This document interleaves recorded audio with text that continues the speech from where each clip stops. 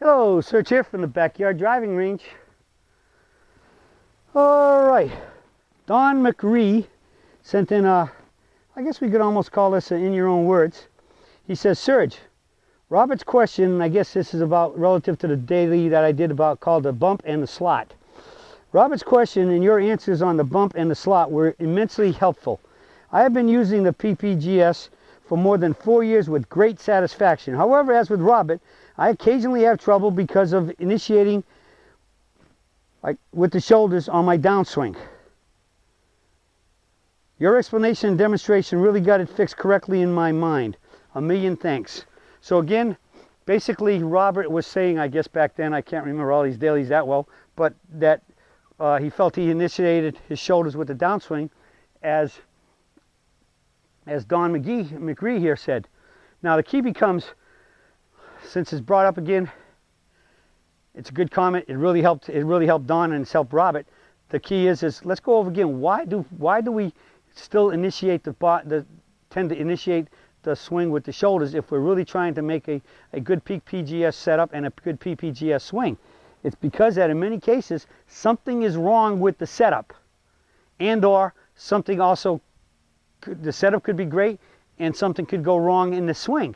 All right, now I'm going to give you a couple of the major keys to check. All right, naturally, what do y'all guess would be the number one thing in a setup that could cause you to come over to start with the shoulders, which effectively means you're starting the shoulders, you're getting your head and coming outside in over the top. Okay, what would that be? Okay, I hear y'all, the big A, correct? So you've heard me say many times in these dailies that even at golf schools, when I'm now checking folks, I'm asking them to grade their alignment, and the vast majority is grading themselves between 5 and 8, and many cases, in all honesty, I would grade them negative. They're that far off. So I think alignment is ultimately probably one of the worst culprits of anything to do. Just like putting the wrong zip code on your letter means it's one of the number one causes it's not going to get where it's supposed to go. Even if you had the right street address and the name of the right street. In most cases, you got the wrong zip code, it's going to the wrong place, and that means it's coming back to you. All right? So, zip code is critical.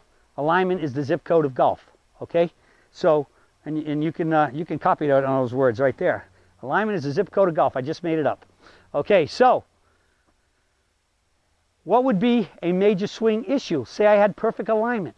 All right? Well, let's just finish off on the alignment. If the alignment's bad, and predominantly if you're a righty aiming right or a lefty aiming left, and you're trying to hit a relatively straight shot, because everybody's basically trying to hit it relatively straight. To hit it straight, you have to come back to the aiming line, correct? So if this is my aiming line, and I'm going to put it down here somewhat relatively straight to that camera.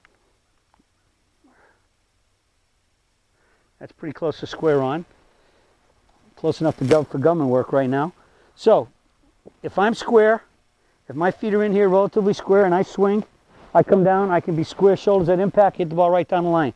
But say my feet get out here a little bit and my shoulders get out here, now to get it square to the line, I got to stop my shoulders faster and clear my shoulders from my feet, because if I kept my shoulders square to my feet, which is what really should be happening, I'd be hitting the ball way out there. So I'm in here. Or if you got the shoulders open to begin with, you could be coming, you could already, because you didn't turn enough, the tendency would be to start with your upper body, and that could be a pull and hitting shots of whatever. Now, so the other issue would be from why could you have a change even if you had a perfect setup? Let's say you were perfectly set up, all right? Well, for whatever reason, it's still a case of, we're talking timing now. Timing is a proper sequential movement of the parts of the body. So there's still no guarantee forever that even though you had a good setup, toes, knees, hips, shoulders, and eyes are perfectly lined parallel left or whatever, but somehow, whatever reason, you just bump too soon, or you just get up here and you swung a little too long, turned a little bit too deep or whatever, boom, your shoulders can start. Because, as I said, timing is a proper sequential movement of parts of the body. And in many cases, naturally, usually an overswing, an overturn, and an overswing, the shoulders have to start, because you need the strength and the leverage of that upper body to help pull the club back up from parallel to get going in the air, and then pull it down to the target. So you engage the upper body will get engaged.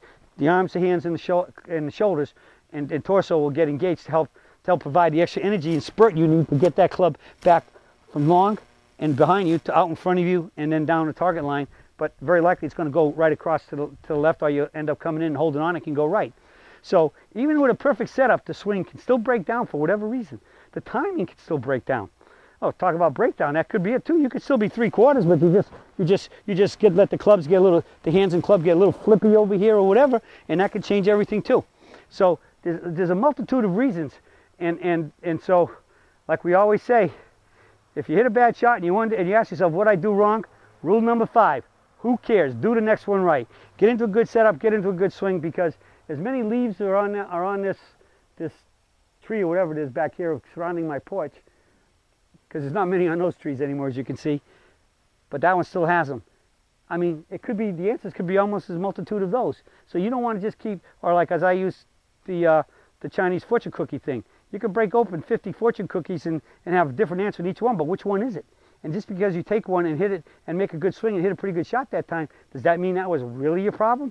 No. So when you have PPGS, you read the foundations manual, you know all the foundations and the necessary things for a proper PPGS grip, stance, posture, alignment, your setup, and then the fundamentals of the swing. Just go back to your fundamentals and do what you know you have to do it right.